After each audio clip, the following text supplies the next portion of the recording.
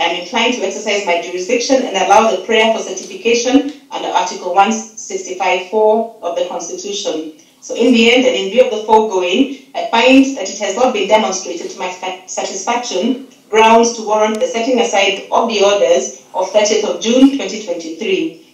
I make the following orders. The applications dated 30th of June 2023 and 1st of July 2023 are hereby dismissed. The application dated 29th of June 2023 is hereby allowed 3 judges to hear and determine the petition.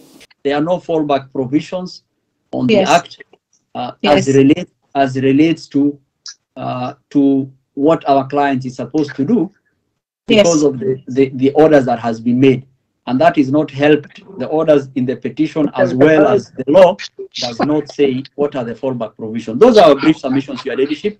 The suspension orders, the suspension conservatory orders granted have one fundamental effect, which is to disturb the revenue collection, and most certainly will lead to inconsistency with the approved fiscal framework as contained in the Finance Act.